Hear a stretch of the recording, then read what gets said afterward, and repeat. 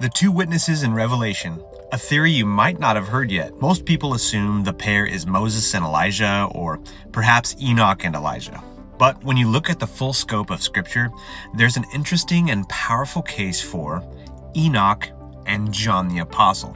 Now hang with me here, you might like this explanation. Let's address the most common objection first. Many people believe Elijah must be one of the witnesses because he was taken up in a whirlwind and he never died.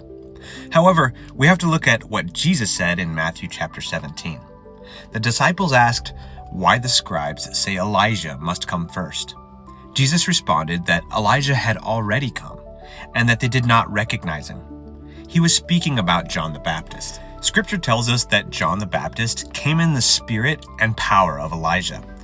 But remember how his story ended. John the Baptist was beheaded by Herod.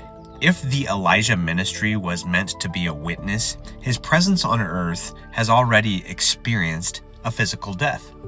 This is why many scholars look toward two other men who have no record of death and no completed ministry on earth. First one is Enoch.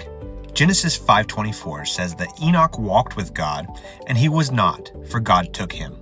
Hebrews 11:5 clarifies that he was taken up so that he should not see death.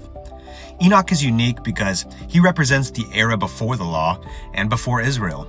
His return as a witness would be a testimony to the entire world that God has been warning humanity about judgment since the very beginning. The second witness is John the Apostle.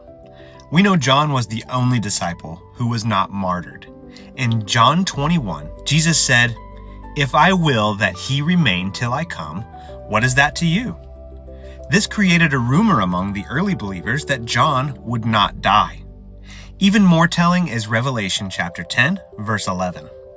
After John receives the vision of the little scroll, he is told, "You must prophesy again about many peoples, nations, tongues, and kings." Think about that command. John wrote his gospel and the book of Revelation while in exile, but he never stood before the nations and kings of the earth in a public prophetic ministry.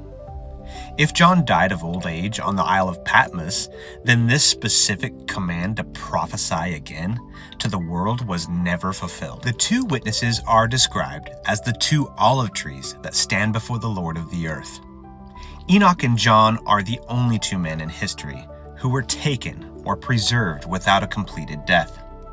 They represent a bridge between the beginning of the world and the end of the age. One preached judgment before the flood, and the other saw the visions of the final judgment. This is a theory that respects the physical preservation of these two men for one final assignment. What are your thoughts on this perspective?